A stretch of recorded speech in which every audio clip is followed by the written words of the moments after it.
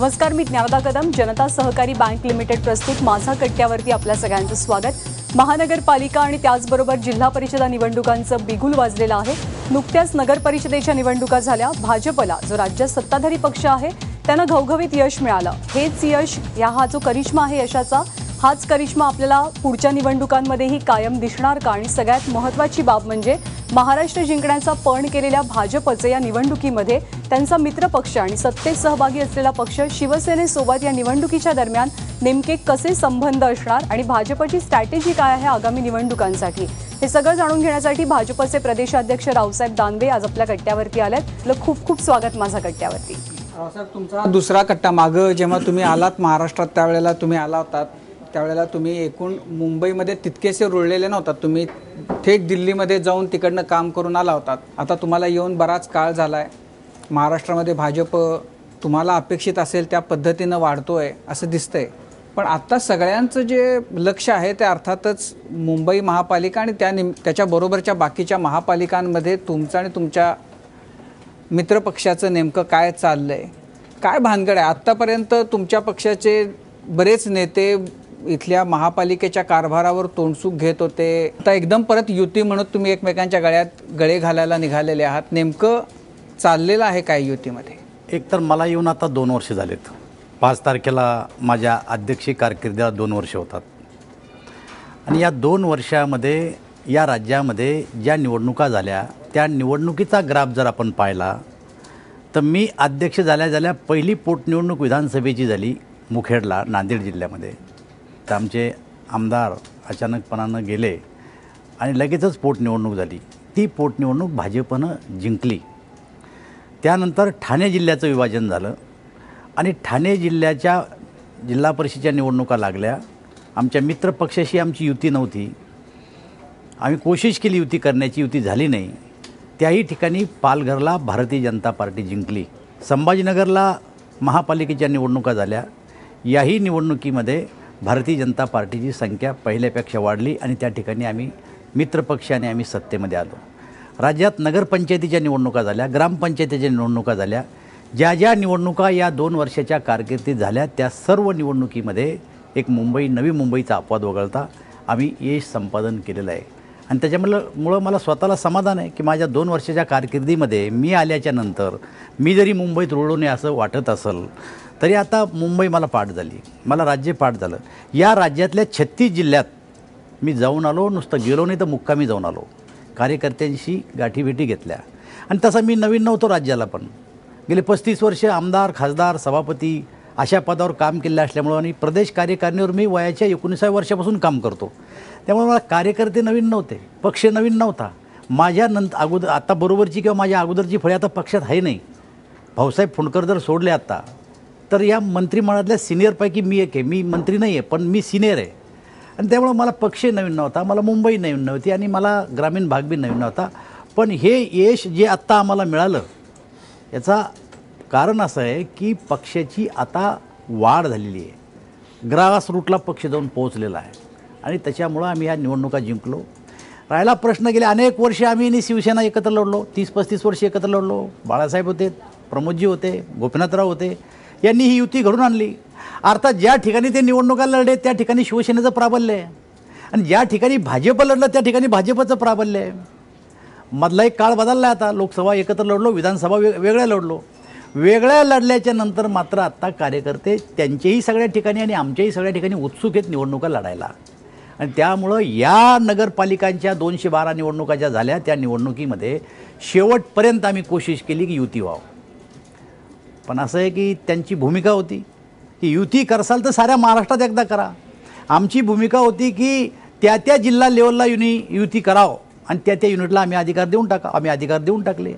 आणि शेवटी झालं असं की दोन्ही पक्षाची बी फॉर्म दिल्याच्या नंतर युतीची घोषणा झाली. तोपर्यंत दोन्ही पक्ष बरेच पुढे निघून गेले होते आणि त्यामुळं सर्व ठिकाणी काही त्याचा परिणाम झाले, काही मोजक्या ठिकाणी युती झाली.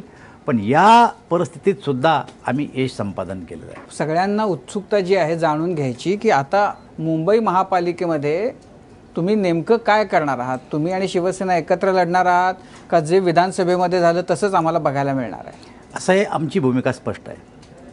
केवळ मुंबई महापालिका आमच्या डोळ्यापुढे नाही आहे. आणि राज्यातल्या साऱ्या जिल्हा परिषद पंचायत समित्या निवडणुका आहेत. भारतीय जनता पार्टीच्या पुढे सारा महाराष्ट्र एक आहे. आणि एकूण आता जी बोलणी होईल, या बोलणीमध्ये त्यांचेही प्रतिनिधी ठरले, आमचेही प्रतिनिधी ठरलेले आहेत. या बोलणीमध्ये आम्ही साऱ्या महाराष्ट्राची चर्चा करणार आहोत. भारतीय जनता पार्टीची आत्ताही भूमिका ती जी पूर्वीची भूमिका होती की आम्ही जिल्हा युनिटला आमचे अधिकार दिले की स्थानिक मित्र पक्षाशी तुम्ही चर्चा करा आणि जर युती होत असेल तर तुम्ही युतीमध्ये निवडणुका लढा. आम्ही दिलेत ऑलरेडी. प्रश्न राहिला सगळ्यांचं लक्ष केंद्रित आहे ते मुंबईच्या युतीवर. तर आमच्या मुख्यमंत्र्यांनी काल स्पष्ट केलं.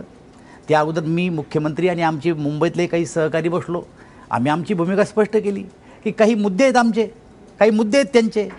तुमचे काय मुद्दे आहेत ते चर्चेतून आमच्या आता समोर येतील ना, आम्ही त्यांच्यापुढे मांडू. पण पारदर्शकता असावी. ज्या संस्था आपल्या ताब्यात येतील त्या ठिकाणचा कारभार हा पारदर्शकपणाचा असला पाहिजे, अशा प्रकारचा मुद्दा आता आमचा आहे. पारदर्शक नाहीये. असं आहे, पारदर्शक नाही असं म्हणल्यापेक्षा आता स्मार्ट सिटी म्हणून काही नवीन नवीन शहराच्या घोषणा झाल्या, सरकारच्या काही नवीन योजना आल्या, आमच्या सरकारच्या डोक्यात काही कल्पना आहेत. त्या योजना राबवत असताना पुढच्या काळामध्ये पारदर्शीपणा असावा हा एक आमचा मुद्दा आहे. आकड्याचा खेळ आपण नंतर खेळू. आम्हाला तर आकडे पाहिजेच. राज्यातली परिस्थिती बदलली आता. पण असं आहे की पारदर्शी नको असं कोण म्हणेल? नाही, असं ते म्हणत नाही. आमच्या बाजूनं आमचं म्हणणं आहे की ते काय आता त्यांचं काय म्हणणं आहे त्याच्याबद्दल? आता बैठक होईल. अजून पहिली बैठक व्हायची आमची. आता आम्ही असं म्हणलं की पारदर्शीपणानं ही युती झाली पाहिजे. आकड्याचा खेळ आम्ही खेळत नाही. आम्हाला शिवसेनेशी युती करायचीच आहे. पण युती करत असताना आम्ही दोन पक्ष वेगळे आहेत, मतभिन्नता आहेच आहे. त्यांची आमच्याबद्दल आहे, आमची त्यांच्याबद्दल आहे. युतीमध्ये एकत्र येत असताना काही गोष्टी त्यांनाही बाजूला ठेवाव्या लागतात आणि काही गोष्टी आम्हालाही बाजूला ठेवाव्या लागतात. आणि ह्या साऱ्या बाजूला ठेवून युती करावं लागत असते. आमची युतीचे जे मुद्दे आहेत ती चर्चेमध्ये आम्ही त्यांच्याशी बोलू. त्यांचे बी काही मुद्दे असतील ते आमच्याशी बोलतील. पण युती करण्याचा आमचा मानस आहे. शेवटी मुद्दा येईल तो जागा कोण किती लढणार ह्याच्यावरच येईल. आणि असं आहे, जागेच्या बाहेर जाऊन सुद्धा युतीमध्ये काही बोलणे असतात. येऊन जाऊन साऱ्या मुलाखतीमध्ये जागेचा विषय येणारच. या मुंबईमध्ये पूर्वीची परिस्थिती अशी होती की 62 जागा आम्हाला मिळायच्या, 32 जागा आम्ही जिंकायचो. बदलती परिस्थिती आहे. बरंच पाणी वाहून गेलं आहे. लोकसभा, विधानसभा, 15 आमदार आमचे, 14 आमदार त्यांचे. आता या परिस्थितीमध्ये आमचं मत आहे की या बदलत्या परिस्थितीनुरूप आम्ही त्यांच्याशी चर्चा करणार आहोत. आणि हेच मुद्दे आम्ही त्यांच्यापुढे ठेवणार आहे की आता पूर्वीची युती आणि आताच्या युतीमध्ये फरक झाला आहे. संख्याबळामध्ये फरक झाला आहे. निवडणुका पुन्हा तर वेगवेगळी लढलो आणि या परिस्थितीमध्ये चर्चा करायची असल्यावर हे आमचा प्रस्ताव आहे, तुमचा काय प्रस्ताव द्या. या दोन्ही प्रस्तावाचा आम्ही मेळ घालू आणि मग शेवटची बोलणी त्यांच्याशी करू. नाही, अशा चर्चा आहेत की भाजपनं 110 ते 100 जागा मागितल्या आहेत. असं खरं आहे? इतक्या मागितल्या? असं आहे, आता आम्ही वर्कआउट केलं आहे की मुंबईमध्ये आम्ही आमचं काय होऊ शकतं, आमची काय ताकद आहे मुंबईमध्ये. त्यांनी त्यांचं वर्कआउट केलं आहे की मुंबईमध्ये आम्ही किती जागा घेतल्या पाहिजे. माझं मत असं आहे की पूर्वी ज्या जागा होत्या त्याच्यापेक्षा तर नक्कीच जागा जास्त आमच्या आता येऊ शकतात. मग सेम जागा कोण कुठल्या मागतं त्या डिस्प्यूटच्या जागा बाजूला काढायची आणि त्याच्यावर चर्चा करायची. पण रावसाहेब, अशी काय परिस्थिती होती का की आपल्याला युती करावी लागेल ह्याच्याबद्दल भाजपला म्हणजे असं वाटत होतं की आपल्याला कदाचित करावी लागणार नाही, आपण एकतर्फी लढू आणि जिंकू. त्याच्यामुळं मधल्या काळामध्ये मग आशिष शेलार असतील, किरीट सोमय्या असतील यांना अक्षरशः शिवसेनेवर सोडून दिलं होतं. त्याच्यामुळे त्यांनी वातावरण तापवलं, तुमच्या कार्यकर्त्यांना तापवलं आणि आता तुम्ही म्हणता की नाही नाही आपण पारदर्शी कारभार होत असेल तर आपण एकत्र येऊ. तर ह्याच्यामध्ये तुम्ही म्हणजे आधी तुम्हीच तापवलं, आता एकदम तुम्हीच त्यांच्यावर पाणी होताय, तर कार्यकर्त्यांची याच्यामध्ये अडचण नाही होत? हे बघा, युतीशिवाय निवडणुका लढवाव असं काही लोकांना आत्ताही वाटतंय. परंतु आम्ही नगरपालिकामध्ये नंबर 1चा पक्ष ठरलो आहे.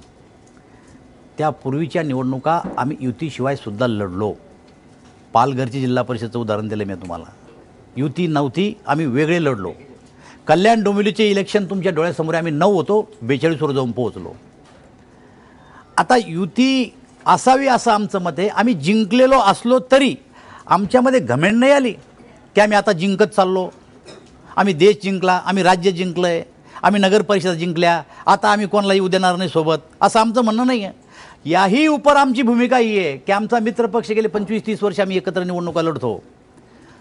राजकारण करत असताना मित्रांनाही सोबत घेऊन चालावं लागत असतं. नाही म्हणजे हा राजधर्म आहे आणि आम्ही त्यांना सोबत घेऊन चालायची कोशिश करतो.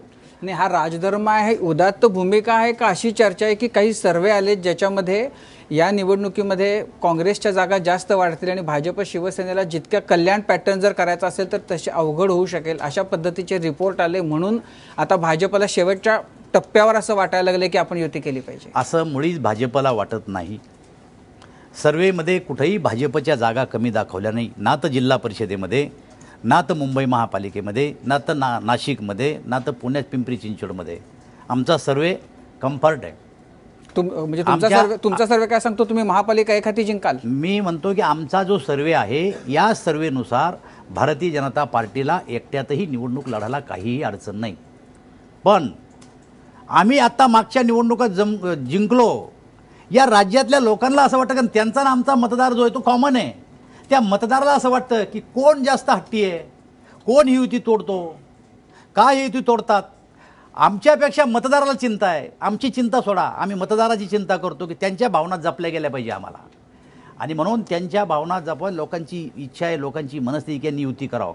आमचीसुद्धा तीच इच्छा आहे की युती व्हावं. सर्वेचा आधार घेऊन आम्ही या युतीला बसलो नाही आहे. आकड्याचा खेळ नुसता खेळायचा नाही आम्हाला. आम्हाला राज्य चालवायचं, आम्हाला देश चालवायचा आहे. दादा, मध्यंतरी एका प्रचारसभेत तुम्ही म्हणाला होतात की निवडणुकीच्या पूर्वसंध्येला लक्ष्मी येते, तिचं दर्शन घ्यायला पाहिजे, तिला सोडू नका.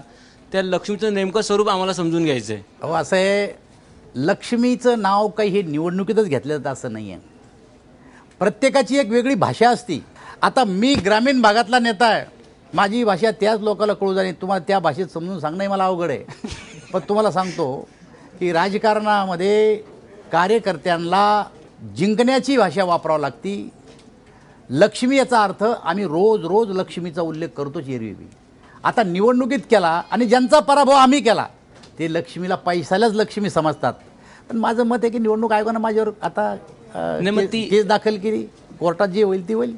पण लक्ष्मीचा अर्थ पैसाच असा होत नाही. पण हा गुन्हा दाखल करणाऱ्या अधिकाऱ्याची बदली झाली लगेच? ती माझ्याच गावात झाली, जालन्यात झाली. मला जर बदली करायची असती मी गडचिरोलीला पाठवलं असतं. मी अशा बदल्यांमध्ये हस्तक्षेप करत नाही. त्यांची बदली झाली ती त्याच गावात झाली माझ्या. आपण सर्वे केलेला आहे, भाजप कुठे लढू शकतं, कुठे जिंकू शकतं. त्या सर्वेमध्ये सगळ्यात सक्षम विरोधक कोण दिसलाय मग भाजपला? आमचा खरा विरोधक आहे काँग्रेस राष्ट्रवादी. आमची लढाई त्यांच्याशी आहे. पण एकदा का युद्ध सुरू झालं रे तर जो जो येईल त्याला आडवं करायची आमची तयारी आहे. आमचा विरोधक काँग्रेस राष्ट्रवादी ठरलेला आहे. पण एकदा का समजा आम्ही लढायला लागलो रे तर जे जे आमचे विरोधक आहेत ते आमची त्यांच्याशी लढाई करतो. नाही, त्यामुळे मला विधानसभेच्या वेळेला एकमेकांचा निजाम, शाहिस्ते खान वगैरे सगळं झालं होतं. जर तुमची परत युती झाली तर त्यामुळे आम्हाला बघायला आवडेल निजाम, शाहिस्ते खान आणि सगळेच जण एकत्र एकमेकाच्या गळ्यात गळे घालून निवडणूक लढताना. वर्तमानपत्राला आणि चॅनलला तर कधीही आमच्या युद्ध पाहायची माझा वाटते. आमची युती व्हाव का नाही व्हाव हे तर शेवटी आमच्यावर अवलंबून आहे. पण मला असं वाटतं की राजकारणातल्या काही भाषा आहेत आणि त्या प्रत्येक पक्षानं संयमानं वापरल्या पाहिजे. जसं मी म्हणलं लक्ष्मी दर्शन, यात काही कोणावर फार मोठा आरोप हितोआरोप झाला नाही. आता हे शब्दच पसंत पडत नाही. 3-4 दिवस चॅनलवर चाललंय ते लक्ष्मी दर्शन, लक्ष्मी दर्शन. माझं मत आहे की याच्यापेक्षा आणि बातमी देताना सुद्धा असं असल्याशिवाय बातमीच येत नाही ना. नाही तर रावसाहेब दानवे कशाला 4 वेळा चॅनलवर आला असता. माझं कालचं नॉर्मल भाषण आहे प्रदेश कार्यकारिणीतलं, काहीच नाही आलं, हेडलाईनच नाही कुठं. दादा, आपण आता युतीसाठी चर्चेला तयार झाला आहेत, पण पुण्यात आपलेच कार्यकर्ते युती नको म्हणतायत, ठाण्यातही तसंच आहे आणि नागपुरात शिवसेनाच म्हणते की भाजप आमचा नंबर 1चा शत्रू आहे. तर ह्या 3-4 ठिकाणी जिथे आता टीका टिप्पणी सुरू झालेली आहे, तर ह्या महापालिका वेगळ्या याच्या चर्चा वेगळ्या सोडून बाकीच्या ज्या उर्वरित आहेत त्याच्यासाठी चर्चा होणार आहे. आता या अशा प्रकारच्या वक्तव्यावर युतीच्या बोलणीमध्ये कुठेही अडचण येणार नाही. एखाद्या कोणी कार्यकर्ता उठतो आणि तिथून तो युती नको अशा प्रकारची घोषणा करतो, याचा परिणाम आमच्या युतीच्या चर्चेवर काही होणार नाही. पण माझं दुसरं मत असं आहे की युती नको असं कार्यकर्ते का म्हणतात माहीत तुम्हाला? याचं कारण आहे, मी 35 वर्ष राजकारण करतो. माझ्या 35 वर्षा कारकिर्दीत भाजपच्या कार्यकर्त्याला जर असं म्हणलं ना की निवडणूक लढ, तर तो म्हणायचा युती असली निवडणूक लढतो, नाही तर नको रे बाबा मला. पण ही पहिली निवडणूक पाहिली मी नगरपालिकेची. मी स्वतः मुख्यमंत्री, आमची मंत्रिमंडळातली सारी टीम, सारा कोर ग्रुप राज्यभर फिरला. मी 55 ठिकाणी गेलो, मुख्यमंत्री 55 ठिकाणी गेले, राज्यभर फिरलो आम्ही आणि कार्यकर्त्याला एकत्र करून या निवडणुकीला तोंड द्यायला लावलं आहे आणि त्याच्यातून यश मिळालं. आणि आता कार्यकर्त्याला असं वाटतं की जर राज्यामध्ये नगरपालिकेमध्ये यश मिळालं तर आम्ही आता यश आपल्या बाजूनं आणू शकतो, आम्हाला लढायला मिळू शकतं. नाही तर 100 जागातल्या 30 जागा आम्हाला लढायला भेटायच्या आणि 70 जागा त्यांना लढायला भेटायच्या, बाकीचे कार्यकर्ते आमचे खालीच राहायचे. आता साऱ्या राज्यात एकही तालुका असा नाही की ज्या ठिकाणी भाजपचे कार्यकर्ते असं म्हणते की मला लढू द्या. लढू द्याचा अर्थ असाच, युती करू नका असं म्हणणं नाही, पण जर युती नसली तरीही आम्ही लढायला तयार आहे. पूर्वी असं नव्हतं. पण हा या 2 वर्षातल्या फरक आहे आमचा. पण ह्यालाच पुढे घेऊन मुंबईमधल्या 62 वॉर्ड वगळता बाकीच्या तुमच्या कार्यकर्त्यांना खालीच ठेवले तुम्ही आतापर्यंत. होतं ना. आता या निमित्तानं त्यांना जर लढायची संधी मिळाली तर तुम्ही का मग ते नाकारताय? आम्ही नाकारत नाही. आम्ही सांगितलं तुम्हाला की पूर्वीपेक्षा परिस्थिती बदललेली आहे. त्यांनाही काही लोकांना नाकारावं लागेल की नाही, आमचेच नाकारले त्यालाच थोडं आहे. दोन्ही पक्षाला सारखंच आहे. या चर्चेदरम्यान आशिष शेलार आणि किरीट सोमय्या यांची भूमिका काय असणार आहे? चर्चेमध्ये टीम ठरलेली आहे. मुंबईच्या चर्चेमध्ये मी स्वतः, आशिष शेलार, आमचे मंत्री प्रकाश मेहता आणि विनोदजी तावडे आम्ही चर्चा करणार आहे. आणि ही चर्चेला जाण्या अगोदर आम्ही एक मीटिंग घेतली, प्री मीटिंग घेतली. त्यांचंही ऐकून घेतलं आम्ही की काय मुद्दे असावं. त्यांनी पण त्यांची एक टीम जाहीर केली. नाही, पण उघड इतके दिवस आशिष शेलार आणि किरीट सोमय्या हे दोनच माणसं शिवसेनेविरोधात, शिवसेनेच्या कामकाजाविरोधात, महापालिकेविरोधात बोलत होते. आता त्या टीममध्येही आशिष शेलार आहेत. मग ही भूमिका म्हणजे नक्की काय भूमिका मांडणार हे दोन नेते? सगळ्या प्रकारचे लोक चर्चेला ठेवावं लागत असतात. आरोप करणारे, संयम ठेवणारे, सगळ्या गोष्टी करणारे आम्ही ते निवडलेत ना. हे सारं कॉम्बिनेशन आहे आमचं. आम्ही नीट करतो सगळं, तुम्ही चिंता करू नका आमच्या युतीची.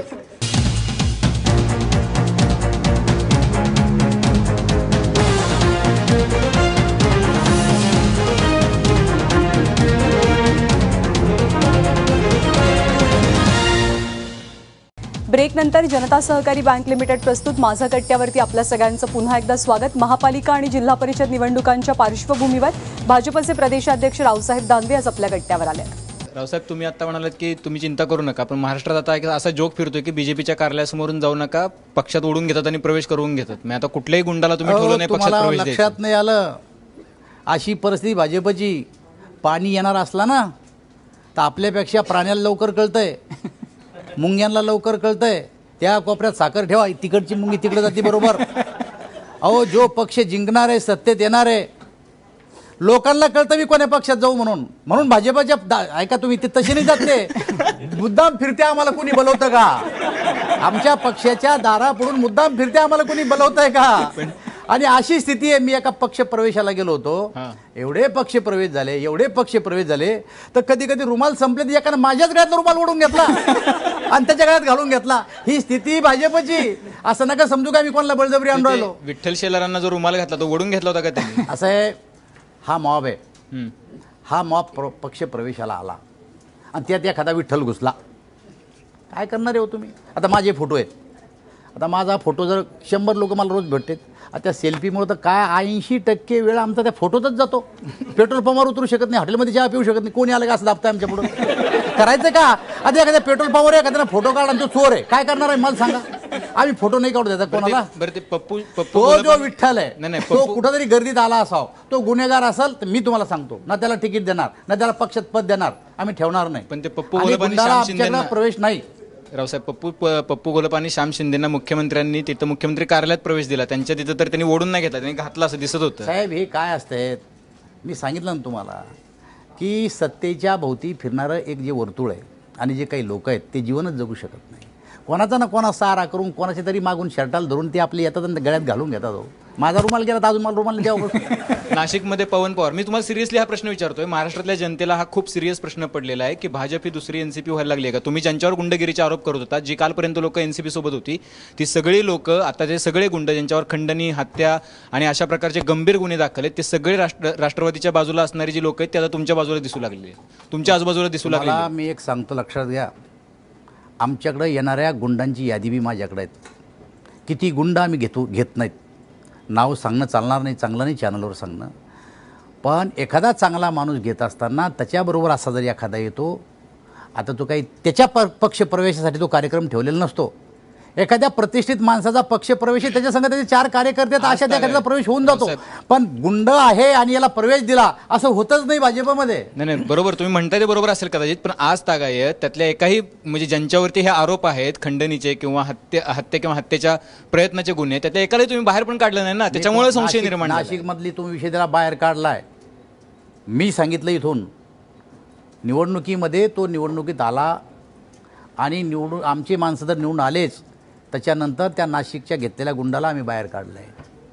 मी तुम्हाला यादी देऊ शकतो की मी पक्षाचा अध्यक्ष झाल्याच्या नंतर जे कोणी अशा तक्रारी आल्या त्यांना पक्षाच्या बाहेरची वाट आम्ही दाखवली. रावसाहेब असं म्हणतात की जर का केंद्रात सत्ता मिळवायची असेल तर त्याचा मार्ग उत्तर प्रदेशमधून जातो, यासुद्धा मिनी विधानसभा आहेत, आणि जर का मुख्यमंत्रीपदापर्यंत पोहोचायचं असेल तर मार्ग प्रदेशाध्यक्षातून जातो.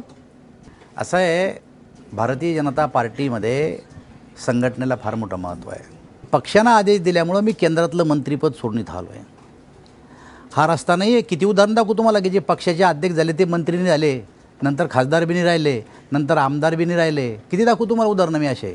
हे आता काहीतरी कोणीतरी इकडून तिकडून ओढून तडून आणून काहीतरी निर्माण करण्याचे भाग आहे. पण मी तुम्हाला सांगतो, ज्या पदावर मी आत्ता काम करतो या पदाचे संघटनेचं पद आहे, आणि हे काही मुख्यमंत्र्यापेक्षा छोटं पद नाही आहे. इथंच मुख्यमंत्र्यांनी बी काम केलं आहे, पूर्वी इथंच गडकरीनं काम केलं आहे, मुंडे साहेबांना काम केलं आहे. त्या पदाची प्रतिष्ठा, त्या पदाची गरिमा काय हे समजताच नाकी नऊ येतं मुख्यमंत्री कुठं पाहू राहिलेत. नाही, पण म्हणजे गेल्या केंद्रामध्ये भाजपचं सरकार आल्यानंतर जेवढ्या विधानसभांच्या निवडणुका झाल्या त्या सगळीकडे हा पॅटर्न दिसला की जे प्रदेशाध्यक्ष होते भाजपचे ते मुख्यमंत्री झाले. तर त्याच्यामुळं आपण असं म्हणजे चांगली गोष्ट आहे ना, जर तुम्ही मुख्यमंत्री इन वेटिंग असं जर असेल तर म्हणजे तुम्ही इतके गंभीर का होताय. चांगली गोष्ट आहे. तुम्ही लक्षात घ्या, मी गावचा सरपंच होतो, मला नव्हतं माहीत की मी पंचायत समितीचा सभापती होणार आहे. पंचायत समितीचा सभापती झालो, मला नव्हतं माहीत मी आमदार होणार आहे. मी आमदार झालो, मला माहीत नव्हतं खासदार होणार आहे. त्या दिशेनं काम केलंच नाही. केंद्रात मंत्री झालो, मला नव्हतं माहीत की इतक्या लवकर मला इथे प्रदेशाध्यक्ष व्हावं लागणार आहे. आता प्रदेशाध्यक्ष झालो. आता कुठं माहिती राजकारणी होणार आहे ते तुम्हाला कदाचित तुम्हाला अजूनही माहिती नाही. राजकारणामध्ये एखादा माणूस एखाद्या गोष्टीवर डोळा ठेवून जर काम करत असला तो रोज मेला, तो रोज मरतो. त्या आशेना उद्या काय होईल याची चिंता नाही. आज काम ज्या ड्युटीवर आपण आहे, ज्या कामावर आपण ते इमाने इतबारे करायचं, आणि इमाने इतबारे करत असताना माणसाला समाधान मिळतं आहे. उगीच कोणीतरी मोठा झाला, आता काय माझ्यापेक्षा माझ्याबरोबरचे लोक लहान नाही गाव, मग त्याने जर म्हणलं उद्या रावसाहेब दानवेला ढकलून देऊन आपण तिथे जाऊन बसतो चांगलं काय, असं नाही आहे. युतीबाबत तुम्ही जे म्हणालात तर भाजप आणि सेनेमध्ये कुठेही समन्वय दिसून येत नाही, कारण मुख्यमंत्र्यांनी जे निर्णय घेतले त्यावर सेना नाराजी व्यक्त करते. आत्ताच नुकत्या पालकमंत्र्यांच्या ज्या नियुक्त्या झाल्या त्यावरही सेनेने नाराजी व्यक्त केली. भारतीय जनता पार्टी आणि शिवसेना हे अगदी 2 पक्ष आहेत. कधी कधी 22 पक्ष घेऊन चाललोय आम्ही. अटलजीच्या काळात 22 पक्ष एकत्र घेऊन NDA केलं आहे आम्ही. त्याही काळात तर असं होतच होतं. 2 राजकीय पक्ष जेव्हा एकदा एकत्र येतात तेव्हा प्रत्येक पक्षाला आपल्या वाढीची चिंता असते, आणि ही वाढ करायची असेल तर सत्तेत थोडं खालीवर होतच असतं.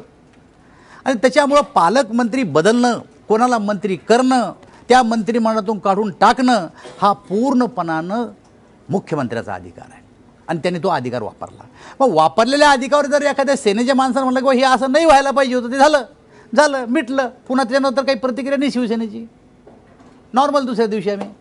पण शिवसेना एकूण आता तुम्ही राज्यामध्ये जे सत्तेमध्ये आहात, शिवसेनेच्या बरोबरचा तुमचा जो अनुभव आहे ते बऱ्याचदा असं जाणवतं की दोन्ही पक्षांमध्ये कटुता आहे. नेमका प्रश्न काय आहे? म्हणजे तुम्ही दोन पक्ष चांगलं नांदत का नाही? राजकारणामध्ये एकत्र येऊन गेली 25-30 वर्ष काम करतो. हे काम करत असताना शिवसेनेला असं वाटतं की आता आमचा विस्तार झाला पाहिजे, भाजपलाही असं वाटतं की आता आमचा विस्तार झाला पाहिजे. या विस्ताराची चिंता सगळ्याच असते, कोणत्या राजकीय पक्षाला असते. मग हे करत असताना कुठं ना कुठं आमचं वाद होतो, पण त्याचा परिणाम एवढे वर्ष आमच्या युतीवर कधी झाला नाही. आत्ता विधानसभेच्या नंतरच्या त्यांची बी भूमिका बदलली आणि आमचीही भूमिका बदलली. आता आम्ही त्यांना विचारत नाही आमचा पक्ष वाढवायचा. एखादा सेनेचा कार्यकर्ता भाजपमध्ये घ्यायचा असला, पूर्वी आम्ही सेनेला विचारत होतो आणि असं वाटतो की अरे हा घेतला तर सेना काय म्हणाल. आणि आत्ता भाजप सेनेला सुद्धा आमचा कार्यकर्ता जर घ्यायचा असेल तर त्यांनाही वाटत होतं की भाजप नाराज होईल. इतकं आम्ही सूत्र पाळतो. पण जेव्हा वेगळे लढलो, आमच्या डोळ्यात देखत ते कार्यकर्ते घेतात भाजपचे, त्यांचे कार्यकर्ते त्यांच्या समक्ष आम्ही आमच्या स्टेजवर बिलकुल भाजपचा जय श्रीरामचा रुमाल घालून देतो सगळ्यामध्ये. आता काही राहिलं नाही आता आमचं. आता तुम्ही तुमचा पक्ष वाढवा आणि आम्ही आमचा पक्ष वाढवतो. आता काही राहिलं नाही आमचं. जेव्हा आघाडी होती ना काँग्रेस आणि राष्ट्रवादीची, त्यांच्यामध्येही कुरबुरी होत्या, पण त्यांच्या कुरबुरी इतक्या चव्हाट्यावर फारशा आल्या नाहीत. तुमचं आता असं झालं ना की ती भांडणं म्हणजे नवरा बायकोला आणि बायको नवऱ्याला घराच्या बाहेरून बडवतात, असं रोज बघायला मिळतं. नाही, असं नाही, असं आमचं भांडण होत नाही. मला एक सांगा, मी सांगितलं हे बाहेरचे भांडण आहेत आमचे. सरकारमध्ये काय भांडण नाही आमचं? कोणत्या मुद्द्यावर आमचं तीव्र भांडण झालं? आता शिवसेनेच्या मंत्र्यांनी सभात्याग करून गेले, ते मुद्दा काही असेल. ही बातमी वर्तमानपत्रातली बातमी आहे. खरं काय होतं मग? काही झालेलं नाही. ते निघून का गेले? मंत्री गेले नाही. हर मिटिंगला काही मंत्री असतात, काही मंत्री नसतात. तुम्ही जरा माहितीच्या अधिकारात काढा, कोणता मंत्री कोणत्या मिटिंगला किती वेळेस गैरहजर आहे काढा. असतातच गैरहजर. आता तुम्ही वॉकआउट म्हणता, निघून गेले म्हणता, असं नाही होत. मंत्रिमंडळाच्या बैठकीला आलेले मंत्री सुद्धा बैठक झाली की निघून जातातच. त्याच्याबद्दलचा मुद्दा नाहीये, ते काय तिथंच बसत नाही, जातात. ह्याही मीटिंग मधनं ते उठून गेले, पण मीटिंग सुरू असताना मधनं गेले तर बातमी होती ना. आता त्याच्याबद्दल वेगवेगळी कारणं आली. कोणी सांगितलं की पालकमंत्र्यांच्या त्या बदलांमुळे गेले, कोण म्हणतं की त्या तुमच्या बुलेट ट्रेन ज्या पद्धतीनं सरकार राबवू पाहते त्याच्यामुळे गेले. नेमकं काय होतं ते सांगूनच टाका तुम्ही. काहीच नव्हतं नेमकं. पर त्या दिवशी कुठलीही अशी घटना घडली नाही की जी वर्तमानपत्रात चांगली मोठी बातमी यावं म्हणून. काहीच घडलं नाही त्या दिवशी. मग आता काय, दुसऱ्या दिवशी काय? कधी कधी वर्तमानपत्राला सुद्धा चिंता पडते, चॅनलला चिंता पडते की उद्या काय, काहीच नाही घडवायला आज, आणि मग काय करायचं? तर मग हे काढायचं आणि ते छापलं, झाली बातमी. काही नाही तसं. सामनाचा अग्रलेख तर रोज येतो. आजच्या सुद्धा अग्रलेख मी सामना पूर्वी वाचतच नव्हतो, आत्ता वाचायला लागलो. रोजचे अग्रलेख मला माहिती आहे तुमच्यापेक्षा. आणि तेही तरुण भारत कधी वाचत नव्हते, ते बी आत्ता घ्यायला लागलेत. रावसाहेब, ते मोठा भाऊ छोटा भाऊ कोण आहे ते ठरलं का तुमचं? आता आमचा मोठा भाऊ आम्हीच आहे. मोठा भाऊ आता काय ठरायचं राहिलं? अरे लहान आणि मोठा हे संख्याबळाचा खेळ आहे. इथं वयाचा भाग. शिवसेनेवर म्हणता आम्ही मोठं कोण राज्यात? आता तुम्ही ठरवा कोण मोठं. राज्यात कोण मोठं आहे? नगरपालिकेत आम्ही जास्त, सरपंच आमचे जास्त, आमदार आमचे जास्त, खासदार आमचे जास्त. अरे सूत्र लावायचं कोणतं? प्रत्येक गोष्टीचं मोजमाप करण्याची एक पद्धत आहे ना. ज्वारी मोजायची असेल तर किलोग्रॅममध्ये, उष्णतामान मोजायचं तर फॅनाईटमध्ये मोजतो, पाणी मोजायचं तर लिटरमध्ये मोजतो. तसं राजकारणात कोण मोठं कोण छोटं संख्याबळावर मोजणार ना तुम्ही. संख्या आमची जास्त, आम्ही मोठे आहेत. भावाभावांची जी भांडणं आहेत, म्हणजे पहिले असं असायचं की कधी युतीमध्ये वाद झाला कोण्या भावाचे? आता भाऊ नाही, म्हणजे शिवसेना आणि भाजप मी आहे ना, भाऊ भाऊ. असं म्हणा ना. आम्ही मावस भाऊ आहे. तर या मावस भावांमध्ये किंवा भांडणं झाली तर पहिले प्रमोद महाजनजी असतील, गोपीनाथ मुंडेजी असतील, तर युतीमधला वाद असताना हे वडीलधारी म्हणू आपण त्यांना की ते सांभाळून घ्यायचे. आता असं कोण वडीलधारी राहिलं नाही की हे भांडणं सांभाळून घ्यायला. तेच वडीलधारे आहेत. मग ही वडीलधारी माणसं कमी पडतायत का हे वाद हे बघा, या युतीची मुहूर्तमेढ या राज्यात गोपीनाथराव मुंडे, प्रमोद महाजन, स्वर्गीय बाळासाहेब ठाकरे यांनी रोवली. सूत्रही युतीचे त्यांनीच ठरवलेत सगळे. अर्थात या युतीत काही कुरबुरी झाल्या तर ते जाऊन एकत्र बसून ती मिटवायचेत. आणि तो काळ असा होता की बाळासाहेबाचा शब्द हा प्रमाण होता. ते सांगतील त्या मुद्द्यावर आम्ही सगळेजण त्यांना मान्यता द्यायचो. आता त्या काळाची आत्ताच्या काळाची तुम्ही जर तुलना करसाल तर जग बदललं आहे सारंच सारं. निवडणुकीची प्रकार बदललेत, रचना बदलल्यात सगळ्याच्या सगळ्या. माणसं नवीन नवीन पक्षात आले. ती फळी आता जवळजवळ गेली. बाळासाहेब गेले, गोपीनाथराव गेले, प्रमोदजी गेले. त्या काळातलं आता कोणी नाही आहे त्या काळातलं. आता ही जी नवीन टीम आली, आत्ताही आम्ही एकत्र बसतो. अनिल देसाईचं माझं काल बोलणं झालं, रात्री बसतो, चर्चा करतो. मला असं वाटतं की आमच्यामध्ये काही फारसे वाद नाही आहेत. पण आता मी इथून गेलो, आता तुम्ही काय चालवता कोणा पाहिलं आता उद्या? हां, आणि याच्यातूनच ठिणगी पडते आमची. भेटलो एकमेकाला तर ठिणगी पडत नाही आमची. भेटी झाल्या पाहिजे आमच्या. त्यामुळे आमचे भांडणं जर झाले तर ते काही राजकीय भांडणात काही अर्थ नसतो त्या. पण आमच्या युतीमध्ये आमचं कोऑर्डिनेशन चांगलं आहे. हातामध्ये भगवा धागा दिसतोय, तो शिवबंधन आहे का? आणि तो जर हे अटल बंधन आहे. अटल बंधन, अटल बंधन आहे, शिवबंधन नाही, अटल बंधन आहे. आम्ही अटल बंधन मुंबईत आणि कोकणात सुरू केलं, तुम्हाला माहिती आहे. मुंबई महानगरपालिकेतल्या भ्रष्टाचारावर आशिष शेलार आणि जसं भारतीमाली किरीट सोमय्या दोन नेत्यांनी खूप म्हणजे कडवट बोट ठेवलेलं, त्यांनी जिव्हारी लागेल असं. मग आता मुंबईच्या जनतेला प्रश्न पडलाय की 25 वर्ष जवळपास तुम्ही दोघं जण एकत्र आहात, तेव्हा ह्याच्याकडे जाणून बुजून डोळेझाक केली गेलेली का काय, म्हणजे काय झालेलं भाजपचं तेव्हा? असं आहे, जाणून बुजून आम्ही काही डोळे झाक केलेले नाही आहे. कोणत्या संस्थेत कोणाचा रोल किती % आहे याच्यावर हे सगळं अवलंबून असतं. राज्याचा मुख्यमंत्री आहे, आज जर या राज्यामध्ये काही घटना घडली तर पहिला जबाबदार कोण आहे? मुख्यमंत्री. देशामध्ये काही घटना घडली तर सर्वप्रथम जबाबदार कोण आहे? तर प्रधानमंत्री. तसं महापालिकेमध्ये एखादी घटना घडली तर पहिलं जबाबदार कोण? महापौर.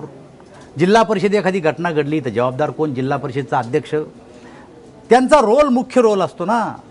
आणि त्याच्यामुळं तुम्ही काय त्या संस्थेमध्ये काम करणाऱ्या एखाद्या नगरसेवकाला थोडं बोलणार आहे?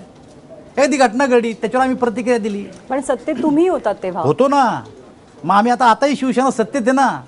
मग आमच्या सत्तेतल्या घेतलेल्या निर्णयाला अजूनही काही लोक विरोध करतातच ना. ते काय फार चांगलं वाटतं का लोकाला? अरे पहिले तर म्हणे आलेच कसे, बरं आलो, मग टिकतीलच कसे, आम्ही टिकलो. चिंता आहे लोकाला आमची की चाललंच कसं आहे, हे राज्य चालू शकत नाही असं म्हणतो ते. जसं यानं ठेका घेतला राज्य चालवायचा. अरे त्यांच्यापेक्षा 15 वर्षात जे केलं ते आमच्या सरकारनं केलं ना आता 2 वर्षामध्ये. पण रावसाहेब, जे आशिष शेलार आणि किरीट सोमय्या जे बोलत होते मुंबई महापालिकेच्या कारभाराबद्दल आणि शिवसेनेच्या कारभाराबद्दल, ते खरं आहे?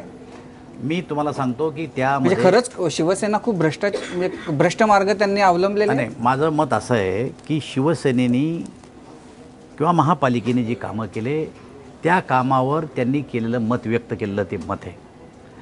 आणि त्यांनी व्यक्त केलेलं ते मत आहे. आणि मला असं वाटतं की मत व्यक्त केल्याच्या नंतर समोरच्या माणसाने त्याची दखल घेतली पाहिजे की या माणसाचं या विषयाबद्दल जर असं मत आहे तर त्यांनी त्याची चौकशी केली पाहिजे आणि मग एकत्र बसलं पाहिजे आणि मग चर्चा केली पाहिजे. संवादाशिवाय कुठलीच गोष्ट होऊ शकत नाही. नाही, पण त्यांचं जे तुमचे अध्यक्ष आहेत आशिष शेलार, त्यांचं जे म्हणणं आहे की हे सगळं कंत्राटदारांच्या हातात सगळा कारभार गेलेला आहे आणि मग ते रस्त्यांची कामं असतील, नाले सफाईची कामं असतील, याच्यामध्ये कोट्यवधी रुपयांचा भ्रष्टाचार झाला आहे. तुम्हाला असं वाटतं का की असा भ्रष्टाचार झालेला आहे? अहो, असं आहे की कॉन्ट्रॅक्टर यांची प्रॅक्टिस आमच्यापेक्षा जास्त असते. सरकार कोणतं येऊ द्या, महापालिका कोणाच्या ताब्यात जाऊ द्या, यांची काम करण्याची स्ट्रॅटेजी ठरलेली आहे. आणि मला असं वाटतं की कॉन्ट्रॅक्टर काही फार इमानदार आहे असं नाही आहे. त्यांनी जेलची बी हवा खाल्ली, ते जेलमध्ये बी गेले आणि त्याची चौकशी पण झाली. कमिशनरने सुद्धा त्याची दखल घेतलेली आहे. आता ते जेलमध्ये गेले याचा अर्थ खरंच आहे की त्यांनी त्यात भानगडी केली. काहींच्या चौकशी चालू आहे, काहीला नोटिसा गेल्यात. याचा अर्थ त्यांनी त्या कामात भ्रष्टाचाराचा अवलंब केलाच त्या लोकांनी, म्हणून तर त्यांना गुन्हेगार ठरवून जेलात गेले ते लोक. काही काळ्या यादीत टाकले काही. पण म्हणजे जेव्हा हे सगळं गेली 25 वर्ष सुरू होतं तेव्हा त्याला रोखण्यामध्ये छोटा वाटेकरी म्हणून का होईना पण तुमचा आणि मोठा वाटेकरी म्हणून शिवसेनेचं हे अपयश आहे असं तुम्हाला वाटत नाही? भाजपनी आपली भूमिका वेळोवेळी स्पष्ट केलेली आहे आणि ज्या वेळेस असे प्रकार समोर आले त्या वेळेस आमच्या त्या ठिकाणी काम करणाऱ्या नेत्यांनी अशा प्रकारचं त्या ठिकाणी होऊ नये अशा प्रकारचे आक्षेप घेतलेलेच आहे. पण ज्याच्या हातात काठी त्याची म्हैस, हातात काठी कोणाची आहे? अच्छा, त्यांची म्हैस आणि ते सगळं त्यांनी दूध पण घ्यावं आणि त्यांनी शेण पण काढावं असं तुम्ही म्हणताय? असं आहे की ज्याच्या हातात काठी त्याची म्हैस, काय काय करावं ते म्हशीवाल्यानं ठरवायचं. पण असं आहे, 25 वर्ष आम्ही बघतोय मुंबईमध्ये तुमचा कारभार आहे आणि इथला एकही प्रश्न जो सर्वसामान्यांच्या माणसाच्या आयुष्याशी निगडीत आहे त्याची तुम्ही नीटपणानं सोय करू शकलेले नाही. दरवर्षी पावसाळा आला की रस्त्यांची काय अवस्था होती, दरवर्षी नाल्यांची काय अवस्था होती, मुंबईच्या बाकी सार्वजनिक वाहतूक व्यवस्थेचे कसे 3-13 वाजलेले आहेत, हे सगळं आम्ही गेली 20 वर्ष 25 वर्ष बघतोय. तर आता तुम्ही परत लोकांनी तुम्हाला का निवडून द्यावं? आणि जेव्हा की त्याच्यामध्ये तुम्ही एकमेकांच्या बद्दल इतक्या लाथाळ्या आतापर्यंत तुमच्या करून झालेल्या आहेत, आता परत तुमच्या हातात तुम्हाला म्हैस हवी म्हणून तुम्ही गळ्यात गळे घालत असाल तर लोकांनी तुमच्यावर विश्वास का ठेवावा? 2.5 वर्ष आमचं केंद्रात सरकार आहे, आत्ता आम्ही कारभार करतोय. 2 वर्ष राज्यात आमचं सरकार आहे, आम्ही आता राज्यात कारभार करतो. हा कारभार आत्ता आम्ही करत असताना या राज्यातल्या जनतेचं पूर्ण लक्ष आमच्याकडे आहे की यांचा कारभार कसा आहे. मला असं वाटतं की या ज्या निवडणुका झाल्या या निवडणुकीमध्ये लोकांनी आम्हाला यश दिलं, याचा अर्थ आमच्या कारभारावर त्यांनी शिक्कामोर्तब केले. आता मग शिक्कामोर्तब केलं, लोकांना आमचं काम पटलं, म्हणून आम्ही आता लोकांना असं म्हणतो की जे केंद्रात केलं ते राज्यात केलं तेच आम्ही या सहकारी संस्थेत असू द्या, स्थानिक स्वराज्य संस्थेमध्ये असू द्या, आम्ही अशा प्रकारचं काम करून देऊ जर तुम्ही आम्हाला निवडून दिलं तर. त्याच्यासाठी तुम्हाला महापौर व्हावा लागेल तुमचा. होईल ना महापौर आमचा जर आमच्या जागा जास्त निवडून आल्या तर. अच्छा, असं युतीचा फॉर्म्युलाच आहे, ज्याच्या जागा जास्त तो महापौर. असं आहे का आमच्या जागा जास्त आल्या तर काय आम्ही महापौर दुसऱ्याला करणार आहे का? कल्याण डोंबिवलीला काय झालंय, 42 आम्ही आलो, 52 ते आले, अर्थातच त्यांना महापौर करावं लागला आम्हाला. पालघरमध्ये आमचे जिल्हा परिषद मेंबर जास्त निवडून आले, आम्ही झालो. राज्यात 123 आमचे झाले, आम्ही झालो. ज्याच्या जास्त जागा तिथं तो महापौर होईल ना. नाही, पण तुमचा आता आधीच वाटाघाटी करताना ह्याच्यामध्ये तुम्ही एकमेकांची पाडण्याची पण सोय करताय, हे आहे ना. हे भारतीय जनता पार्टीनं कधी केलेलं नाही. आम्ही फेर निवडणूक करणारी माणसं आहोत. कधी कधी पडलो तर आम्हीच पडलो, पण लोकांना नाही पाडलं आम्ही.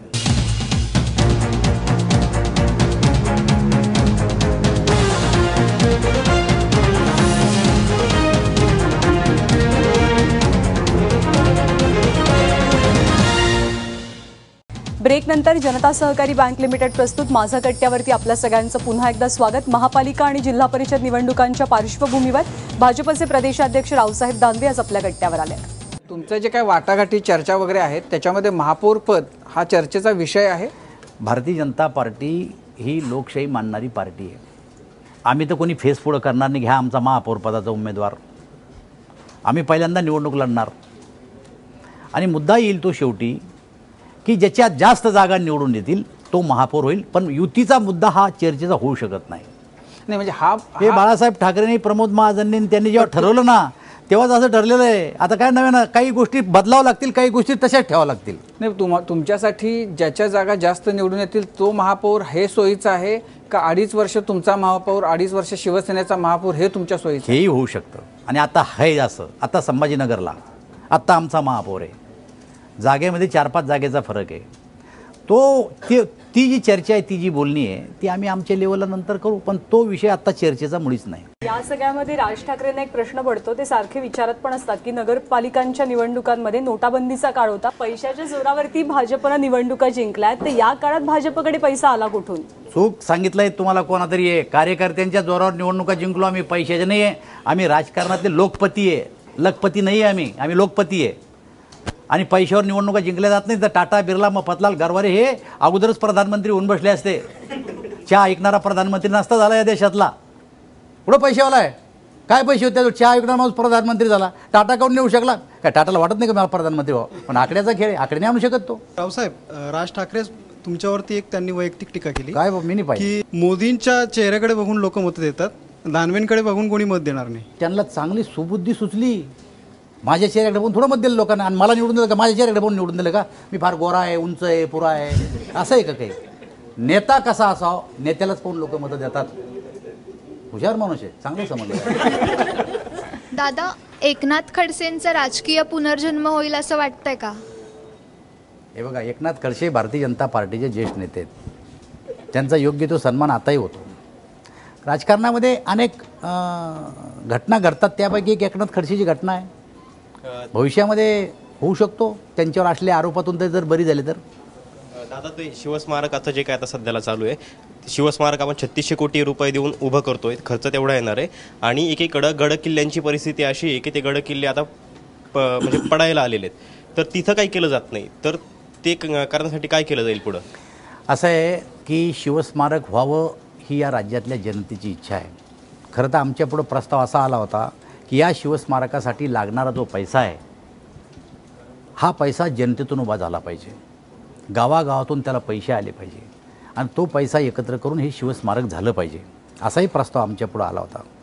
व सरकारनं आपलं मन बनवलं की नाही, हा सरकारी पैशातूनच आपण केलं पाहिजे. गड किल्ल्यासाठी जी काही व्यवस्था करावी लागती, आता रायगडाच्यासाठी किंवा अन्य काही गडासाठी, या संदर्भात आमची चर्चाही झालेली आहे.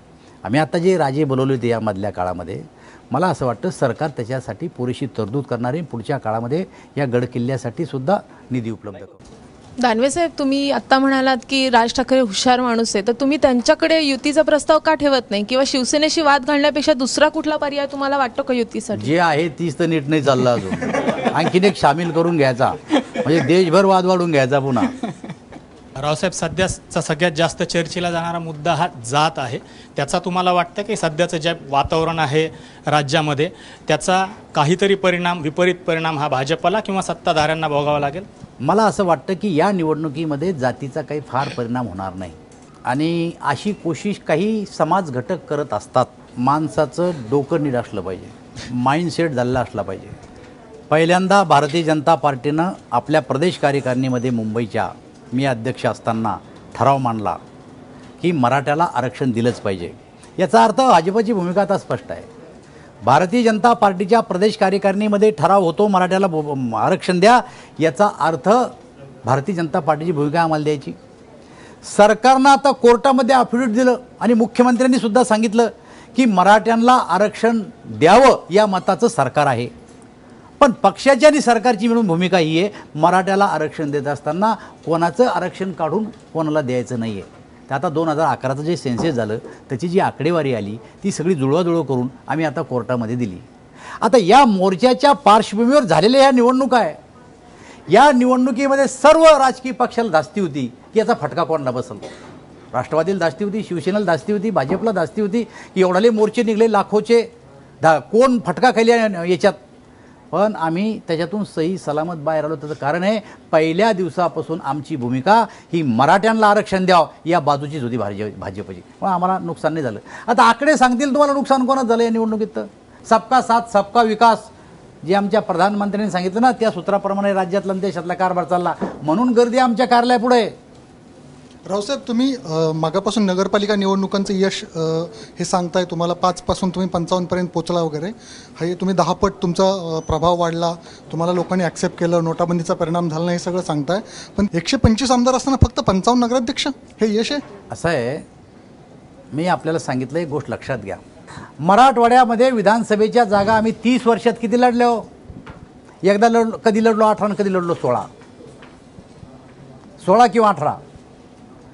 5 जागा बीडच्या आणि 4 जागा लातूरच्या, 9 गेल्या. पण तुमच्याकडे आमदार 125 होते 2 वर्षापासून. सूत्र सांगतो ना. नांदेड 16 तालुक्याचा जिल्हा, एकच नायगाव लढायचो. 10 तालुक्यात जिल्हा परभणी, एकच गंगाखेड लढायचो. हिंगोली कधी लढलो कधी नाही लढलो, तुळजापूर कधी लढो नाही लढलो, उस्मानाबाद कधी लढो नाही लढो, गेवराई कधी लढो नाही लढो, निलंगा कधी लढो नाही लढो. अरे जिथं 30 वर्ष एखाद्या राजकीय पक्षाचा आमदारच नव्हता, खासदारच नव्हता, तिथं एका निवडणुकीमध्ये एवढी जंप कशी घेऊ शकणार आम्ही? आत्ता आमचे लोक सेट झालेत, सरकारचा कार्यक्रम लोकांना पटायला लागला आणि त्याचा परिणाम आम्हाला आता 8 नगराध्यक्षांना आम्ही 72वर स्वबळावर आणि 82वर मित्रपक्षाचं जाऊन पोहोचलो. काय आमचं यश नाही आहे का? 240 नगरसेवक होते, 1200वर जाऊन पोहोचलो आणि आत्ता 3 वर्षाचा काळ आमच्या पुढे. जलयुक्त शिवारासारख्या ग्रामीण भागाच्या योजना आम्ही राबवल्यात. आता मला असं वाटतं की तुमचं म्हणणं जरी खरं आहे आत्ताच्या घडीला, पण याच्यामध्ये आमचे आमदार आता प्रोग्रेस करतील. रावसाहेब, आपल्या पंतप्रधान मोदी साहेबांचा चेहरा चांगला आहे, ते एक मॉडेल म्हणून खूप चांगले दिसू शकतात. हे पेटीएमची ॲड, जिओची ॲडमध्ये आपण पाहिलं. खादी ग्रामोद्योगनं पण पार गांधीजींसारखे बसलेले मोदींचं पण चित्र छापलं आहे. आता काय बालभारतीवरच फक्त मोदी तुम्ही दाखवायचं बाकी ठेवणार आहात? असं आहे की एखाद्या गोष्टीचं भांडवल करणं, गांधीजींनी या देशाला आव्हान केलं आहे आणि खासदार आमदारांना सुद्धा की खादी वापरा. आमचे महसूल मंत्री चंद्रकांत दादा एक दिवस खादीचं शर्ट घालून आलेत. कधी घातलेलं नाही पाहिलं मी त्यांना. मी म्हणालं दादा आज कलर शर्ट कसं काय? ते म्हणले मोदीजींना सांगितलं खादी वापरा. अरे खादीचा जो प्रचार माणूस करतो आणि खादी वापरा असं म्हणतो, त्याचं चित्र छापल्यावर इतकं कोणाच्या पोटात दुखण्याचं कारण काय? हां, म्हणजे चित्रावरून वाद काय? अरे त्यांनी खादी वापरा, खादी घाला असं आव्हान केलं, तो प्रश्न नाही विचारला मला तुम्ही. त्यांचं चित्र का छापलं हे विचारता तुम्ही मला. पण त्यांनी किती प्रचार प्रसार केला, खादीला किती प्रोत्साहन दिलं. आम्हाला सांगितलं खादीचे कपडे वापरायचा. एकाच घरात खासदार आणि एकाच घरात आमदार, मग काय भेट होते का? म्हणजे तुमचा एकूण कार्यक्रम कसा असतो? आणि तुम्ही हे सगळं करताना कधी आमदारांना विचारता का की आता युतीचा आहे, नगर परिषदेला असं आहे का, ते तुमच्याकडे कार्यक्रम घेऊन येतात? त्यांना मुंबईला तरी यावं लागत नाही तुम्हाला भेटायला? अरे यार, घरातले दुःख कशाला विचारता तुम्ही आम्हाला? काय असतं आमच्या पोटात? घरातलं सोडून काही विचारा तुम्ही आम्हाला. ते आमदार आहेत ना म्हणून विचारलं, बाकी काय. वयाच्या 19व्या वर्षी मी पंचायत समितीचा सभापती झालो. तेव्हापासून सक्रिय राजकारणात आहे. अर्थात जे बाप करतो तेच पोरं करतात. आम्ही काही उद्योगपती नाही आहे. कुठला एखादा राज्यात उद्योग नाही आमचा, कुठला बिझनेस नाही आमचा. आम्ही राजकारण करत असताना पोरं बिल्ले वाटत होते आमचे. बिल्ले वाटता वाटता हँडबिल वाटायला लागले, हँडबिल वाटता वाटता आता भाषणं करायला लागले, भाषणं करता करता आमदार झाले. हां, बापाच्या मागं पोर जातं, त्यात कम्युनिकेशन असतं नाही असं नाही आहे. चर्चा होती, बैठका होत्या, का घर सोडून थोडं माहिती स्थलांतर झालो मी. घरी जातोच ना, घरी नाही गेल्यावर काय होईल तुम्हाला माहीत नाही का? दानवे साहेब, खूप खूप शुभेच्छा येणाऱ्या निवडणुकांसाठी खरं तर, आणि महाराष्ट्राला उत्तराची प्रतीक्षा आहे की युतीचं नेमकं काय होणार आहे. आणि थँक्यू सो मच आज कट्ट्यावर आल्याबद्दल. तर जनता सहकारी बँक लिमिटेड प्रस्तुत माझा कट्ट्यावरती वेळ झाली इथेच थांबण्याची. बघत रहा ABP माझा.